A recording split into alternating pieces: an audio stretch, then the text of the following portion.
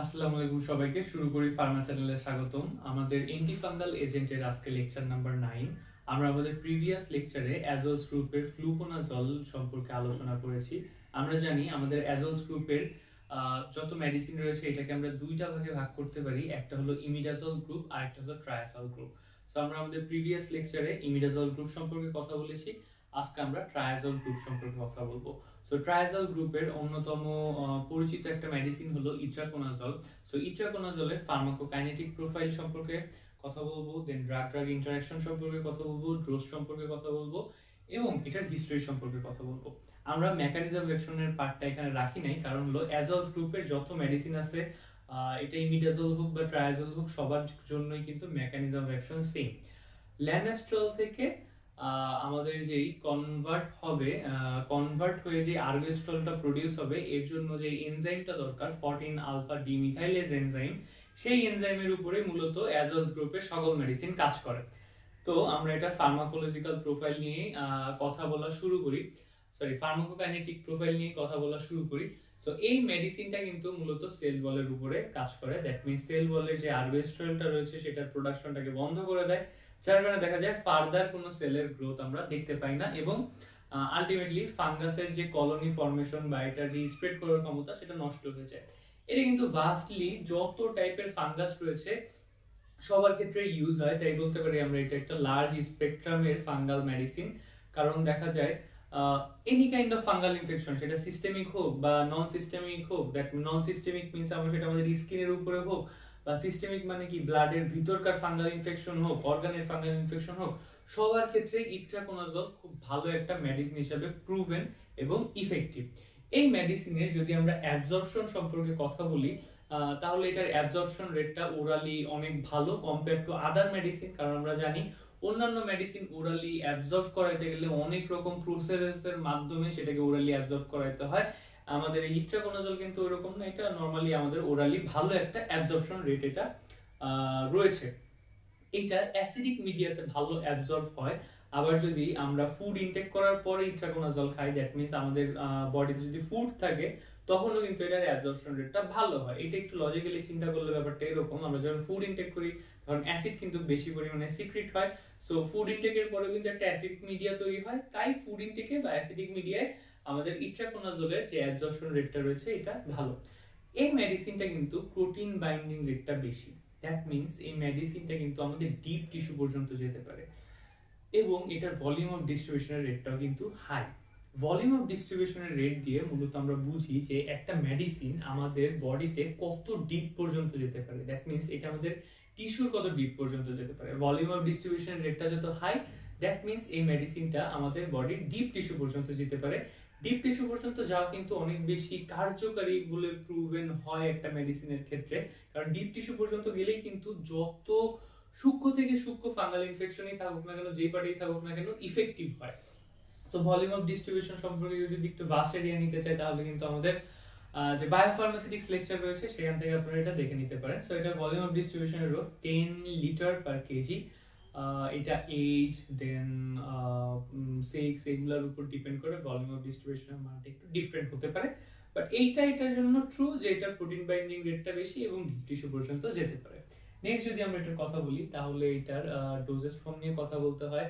এটা কিন্তু মোটামুটি 200 MG per day, 200 MG per day পর্যন্ত কিন্তু এই ড্রাগের যে টলারেন্স রেটটা রয়েছে এটা কিন্তু ঠিকঠাক থাকে। সো এই পরিমাণ ডোজ পর্যন্ত আমরা সাইড ইফেক্ট বা এইটার যে খুব সিভিয়ার অ্যাডভার্স ইফেক্ট এগুলো আমরা দেখি না। হোয়াট ইফ আমাদের এই ইট্রাকোনাজল মেডিসিনটা অনেক অ্যামাউন্টে বেশি আমাদের বডিতে হয়ে গেল, তাহলে কিন্তু অবশ্যই সাইড ইফেক্ট দেখাবে। সেই সাইড ইফেক্টের মধ্যে রয়েছে dizziness, headache, hyper calcaemia. So একটা কোশ্চেন থাকে, বেশি ডোজে এগুলো ইফেক্ট দেখে, কম ডোজে কি দেখে না? হ্যাঁ, কম ডোজেও মানুষ তো মানুষ ভ্যারি করে দেখাইতে পারে। এখন কথা বলবো আমাদের এই মেডিসিনটার মেটাবলিজম সম্পর্কে। এই পার্টটা আমি রাখিনি, মুখে বলে দিই। প্রত্যেকটা মেডিসিনের কিন্তু মেটাবলিজম হয়, হ্যাঁ, সেটা লিভারে হয়, অনেক সময় কিডনিতে হয়।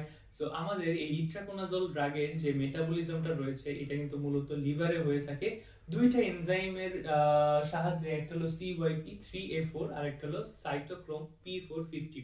So both enzyme are responsible for the metabolism of itraconazole. So এখন আমরা দেখব হলো drug drug interaction of itraconazole. So drug drug interaction বা ড্রাগ ইন্টারঅ্যাকশন বলতে আমরা কি বুঝি? আমরা যখন একটা মেডিসিন আমাদের বডিতে ইনপুট দেই তখন ওই মেডিসিনের ইফেক্টটাই আমরা দেখতে পারি, বাট আমরা যদি একসাথে দুইটা মলিকিউল, দুইটা ডিফারেন্ট মলিকিউল একসাথে আমাদের বডিতে দেই, দ্যাট মিন্স দুইটা ডিফারেন্ট মেডিসিন আমাদের বডিতে দেই, সামটাইমস দেখা যায় একটা মেডিসিনের ইফেক্টের কারণে অন্য একটা মেডিসিনের যে ফার্মাকোকাইনেটিক বৈশিষ্ট্য থাকে এগুলো কিন্তু একটু চেঞ্জ হতে পারে। এটাকে আমরা মূলত বলে থাকি drug drug interaction. So drug drug ইন্টারঅ্যাকশনের শুরুতেই কথা বলতে হয় rifampin, which is a antibiotic, then phenobarbital, then phenytoin, carbazepine, এগুলো হলো অ্যান্টিকনভালসেন্ট টাইপের মেডিসিন। এই মেডিসিনগুলো এপিলেপসির ক্ষেত্রে ইউজ করা হয়, সিএনএস এর বিভিন্ন ডিসঅর্ডারের ক্ষেত্রে ইউজ করা হয়।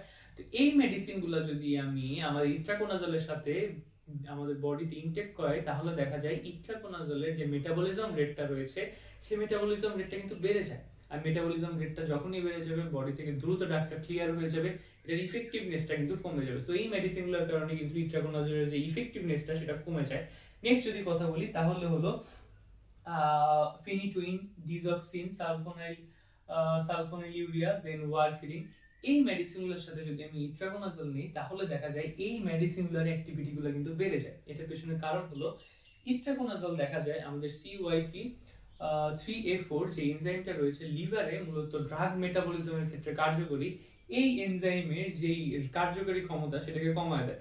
আর এই এনজাইমের যখন কার্যকরী ক্ষমতা কমে যায় তখন এই যে মেডিসিনগুলো রয়েছে এই মেডিসিনগুলো কিন্তু কম পরিমাণে মেটাবলাইজ হয়, তখন এগুলোর অ্যাক্টিভিটি বেড়ে যায়। তো এই মেডিসিনগুলোর সাথে আমরা ইট্রাকোনাজল নিলে এই মেডিসিনগুলোর কার্যকারিতা বেড়ে যায়। এখানে একটা কনফিউশনের ব্যাপার আছে, কেউ নোটিস করছেন কিনা? এখানে যে ফেনিটুইন রয়েছে সেটা মূলত দেখাচ্ছে যে আমাদের CYP3A4 এনজাইমের লেভেলটাকে বাড়ায় দিচ্ছে, দ্যাট মিন্স এই এনজাইমের কার্যকারিতা বাড়ায় দিচ্ছে। আবার অপরদিকে আমি বলতেছি ইট্রাকোনাজল এই এনজাইমের কার্যকারিতা কমায় দিলে তখন আবার এই ফেনিটুইনের কার্যকারিতা বেড়ে যাচ্ছে। একটু কনফিউজড হয়ে যাওয়ার মতো কথা এটা, বাট ব্যাপারটা আসলে এরকমই। কারণ হলো ফেনিটুইন যেটা দেখা যায় এইটা মূলত এপিলেপসির ক্ষেত্রে ভালো পরিমাণে ইউজ করা হয়। এই মেডিসিনটা একটা সাইড ওয়ার্ক হিসাবে দেখা যায় এইটার যেই লিভারের যে এনজাইম থাকে এই এনজাইমের রেটটা বাড়ায় দেয়, আবার এই এনজাইম ইটসেলফ এটার প্রোডাকশন কমায় দেয়। সো এই ফেনিটুইনের এই কারণে একটু ডোজের কমপ্লিকেশন থাকে, ওটা অন্য ব্যাপার, আমরা ইট্রাকোনাজল নিয়ে কথা বলতেছি। সো এই ছিল drug drug interaction of itraconazole. এবার এটা আমরা ইউজ নিয়ে কথা বলি। মোস্টলি সকল টাইপের ফাঙ্গাল ইনফেকশন এটা ইউজ হয়। সিস্টেমিক ফাঙ্গাল ইনফেকশনের ভিতরে যদি আমরা বলি হিস্টোপ্লাজমোসিস, দেন ব্লাস্টোমাইকোসিস, আর আমাদের ডার্মা ইনফেকশনের মধ্যে ক্যান্ডিডাইজিস বা টিনিয়া, এই সকল ইনফেকশনের ক্ষেত্রে ইট্রাকোনাজল খুব ভালো একটা মেডিসিন হিসাবে ইউজ হয়ে থাকে। নেক্সট এটার হিস্ট্রি যদি কথা বলি, we all know that any kind of pharmaceutical, if they want, they can't invent a medicine. It's a huge task, right? So top pharmaceutical, Johnson and Johnson এর একটা subsidiary company Janssen Pharmaceutica, which actually invent this molecule on 1978. So 1978 এ কিন্তু ইট্রাকোনাজলের জন্য এই company এই মলিকিউলটা patent করে ফেলে, যেটা ফাইনালি ইউএসএ তে মার্কেটে আসে 1992 তে। and after 20 years of invention of this molecule এটার প্যাটেন্টশিপ শেষ হয়ে যায় 1998 এ, এবং সর্বশেষ এটার কেমিক্যাল ফর্মুলাটা আমরা দেখতেছি।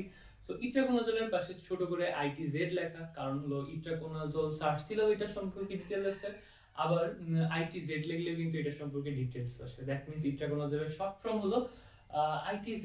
সো এই ছিল আমাদের আজকের ট্রায়াজল গ্রুপের একটা অন্যতম ফেমাস মেডিসিন ইট্রাকোনাজলের ফার্মাকোকাইনেটিক প্রোফাইল এবং ড্রাগ ড্রাগ ইন্টারঅ্যাকশন।